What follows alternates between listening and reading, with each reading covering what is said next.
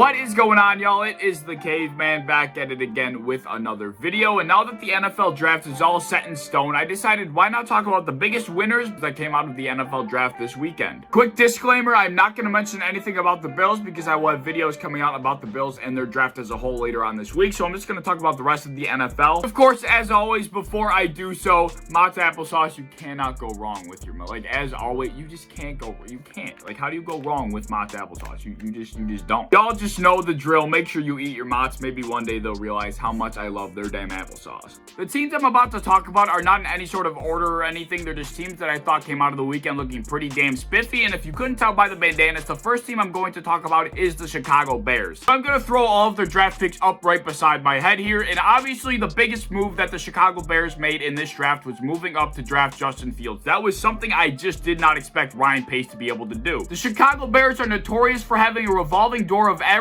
to mediocre quarterbacks coming in and out of that franchise, and it's something that Ryan Pace and Matt Nagy seem to just be okay with over these last couple of years. They just seem to not really care and think that it's going to fly over and over again. I think at this point in time, everybody knows the definition of insanity. It's when you do the same thing over and over again and expect different results, and I think that's what Matt Nagy and Ryan Pace were expecting when they brought in different mediocre quarterbacks to be their starter and expecting their season to go differently. And it seemed like this year was the exact same plan. They brought in Andy Dalton and told him to his face that he was going to be the starter, and that is exactly why Andy Dalton signed there. Even though he struggled last season with a very good Cowboys offense, for some reason Ryan Pace thought he was going to be their solid starter going into 2021. I don't know what made him trade up in the draft to go and get Justin Fields, but thank God he did, because that team needs a good quarterback. I mean, these mediocre quarterbacks are not going to get the job done. So as these last couple years have shown, I just was not going to be surprised if Andy Dalton was actually going to be the starter in 2021. I just did not think that Ryan Pace had the brains or the balls to move up in that draft to take Justin Fields. I just thought he was going to lollygag into next season with Andy Dalton at the starting position and just be okay with it. Obviously, Ryan Pace proved everybody wrong this weekend, but I think what everybody can agree on is the fact that the Chicago Bears are actually a relatively good team, except the quarterback position has dragged them down year after year. The defense has carried that team for a long-ass time now, and I don't know if they're going to have any steam left at this point in time, because they're definitely starting to slow down, but maybe they'll be able to pick it back up in this coming year with a good quarterback at the helm, but who knows? But they've been so good for a very long time now. How much longer are they supposed to keep it up? But on top of Justin Fields, they went and got Tevin Jenkins, who was one of the top-rated offensive tackles in the draft as well, so they also addressed the second biggest need on their team, being the offensive line. And with the emergence of David Montgomery at the end of last season, this offense could actually be pretty damn scary if they're able to put the pieces all together and if Justin Fields pans out the way they'd like him to. The second team I'm going to be talking about, if you couldn't tell by the bandanas as well, is the Cleveland Browns. They absolutely killed this draft. I don't care what anybody says, they absolutely murdered this weekend. Coming out at pick 26 with Greg Newsome, that was huge. My hopes and dreams were crushed for the Bills once they stole Greg Newsome right out from under us. That was humongous for them. They absolutely needed the secondary help, and Greg Newsome is huge. And another need for them was the linebacker position, and as you can see on screen, they were able to get J.O.K. in the second round, late in the second round at that. I could not believe how far J.O.K. fell down the board, and I could not believe the Bills didn't snatch him up.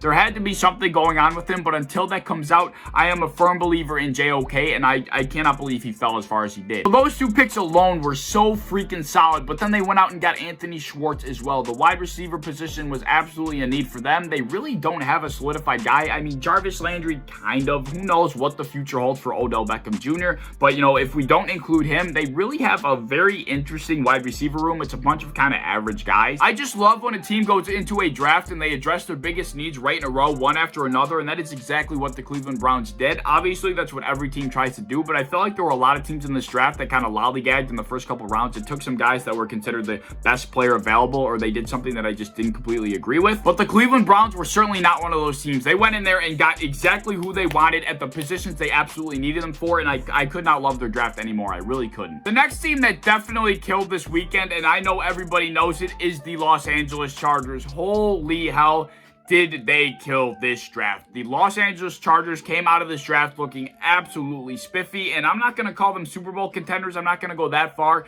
but this is certainly a big upgrade. They came out of this weekend a better team by far. Coming out with the second highest tackle in Rashawn Slater, which I was extremely surprised. I thought they were going to end up with Darisaw, but they ended up with Slater, which is extremely good for them. And they also grabbed Asante Samuel Jr., getting that help in the secondary that they desperately needed.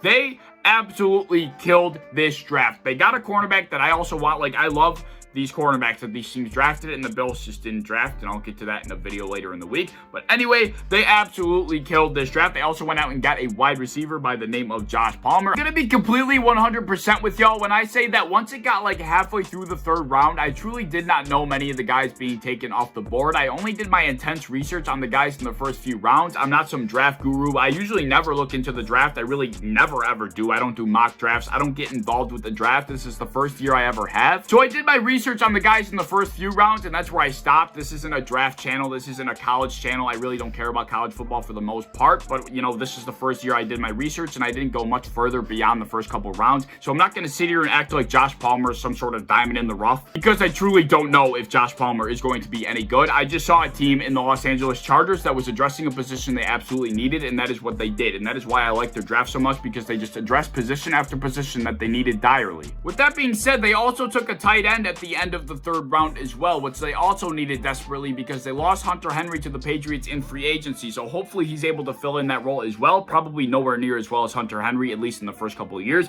but that is also a position they addressed. So they really came into this draft and they knocked every single pick out of the park. The next team I do want to talk about quickly, as painful as it is going to be as a Bills fan, is the New York Jets. They absolutely knocked their draft out of the park as well. I loved the New York Jets draft. I truly did, and I'd be lying if I said I didn't. Obviously, the Jets went and took Zach Wilson with the second overall pick. That is not what landed them this spot on this list for me. It's the fact that they traded up for Elijah Vera Tucker, addressed the wide receiver position with Elijah Moore, and then they absolutely went to town on the secondary, which was completely miserable. And it does help that they had very good draft capital in this year's draft, but they absolutely killed it in my personal opinion. Once they addressed the holes on the offensive side of the ball, and I cannot forget the fact that they drafted Michael Carter out of North Carolina, their running back room had one notable name, and it was Tevin Coleman, and that dude has injury issues left and right, so they absolutely needed a running back, and they went and addressed that as well. But once they addressed the offensive side of the ball, like I said, they went to town on the secondary. Defensive back after defensive back after defensive back, and that is absolutely what they needed to do, and I love the fact that this team went to town, and their front office absolutely killed this draft. I don't care what anybody has to say. I get I'm a Bills fan, but you cannot deny how well the Jets did in this draft. The last team I want to mention is the team that I feel like will be the least popular out of the bunch I have in this video, and that is the Dallas Cowboys. I thought for sure the Dallas Cowboys were going to get caught up with some of the eye candy that was available on the offensive side of the ball, but they didn't. They went to town on the defensive side of the ball, and that is absolutely what they needed to do. It is no secret to anybody that the Dallas Cowboys have one of the best offenses in the entire league, but one of, if not the worst defense in the entire league. It is an extremely unhealthy balance that they have on their team, and it is not going to get them anywhere unless they fix the defensive side of the ball. The fact that the Cowboys were able to trade out a couple picks and still grab a stud in Mekhi Parsons was huge. That linebacking core is going to be disgusting with Mekhi Parsons and Leighton Vander Esch,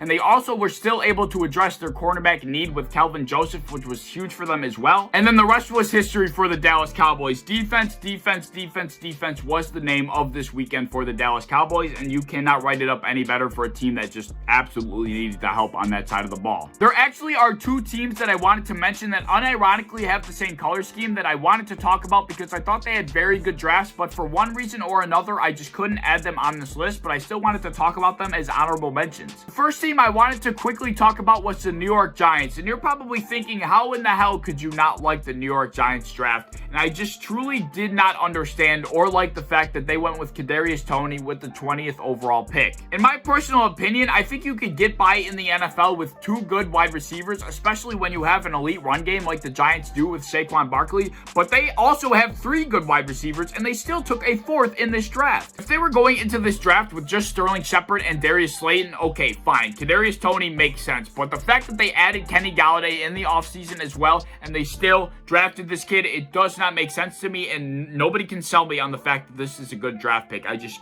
don't buy it. And this is no knock on Kadarius Toney whatsoever. I just don't think the Giants are going to be able to use him as much as another team could, and I feel like they could have gotten a lot more value with another position, and I just don't get the pick. I truly don't, and that is why they do not make the list for me. The other team I wanted to quickly talk about is the New England Patriots, and I'm not adding them to the honorable mention list, or I'm not keeping them off of the main list because I'm a Bills fan and I'm hating. I truly just do not love the draft as much as everybody else does. There is one main reason why I kept the Patriots Patriots off of my good draft list. And I swear to God, it's not because I'm a Bills fan. I promise I'm not hating. And I know I'm not the only person that is going to say this, but I just simply do not think Mac Jones is going to work in the NFL. Obviously, he was the last quarterback left on the board for them to take at 15. And it was very nice that they did not have to move up to get one of the top 5 quarterbacks, but I truly thought they were going to get away with Justin Fields. I just had a feeling that they were going to have Justin Fields end up in their organization one way or another. But obviously, the Bears swooped in and took Justin Fields right out from everybody. I'm not sure if the Patriots knew that was coming or not, but I really thought that if the Patriots were going to escape with Justin Fields, they had a dynasty in the works coming for the next couple of years, but I just do not think Mac Jones is going to be the answer. So for that reason, I kept the Patriots off of the main good draft list. Although the rest of the draft is pretty good, I love the Christian Barmore pick in the second round. I just don't think Mac Jones is going to do the wonders that the Patriots are hoping he's going to do. Even though the value of the draft pick is pretty good, I just do not think it's going to pan out in the long run, and that is the reason why I kept them off this list. I think that'll just about wrap it up. All of these teams came out of the weekend better. They all came out substantially better, and I loved all of their drafts. I somewhat loved the Giants and the Patriots draft, not so much as the other 5, but I certainly liked a lot of what these teams did, and I just could not talk about them because a lot of these teams just absolutely knocked this draft out of the park. Like I said earlier in the video, I will address the Bills draft in its entirety in one video later in the week, so that's why I didn't include them on this list. I love their draft, don't get me wrong, but I will get into details later on in the week. But anyways, if you enjoyed the video, and I hope you did, please like, subscribe, do all that fun stuff. If you want to hit the bell to be notified when I upload, I would appreciate that. If you want to go over to Twitter, follow me over there, I would appreciate that as well. Please be sure to subscribe to Built in Buffalo on their YouTube channel. Follow them on any social media, Twitter, Instagram, whatever it may be. If you enjoyed, I hope to see you in the next one. Peace.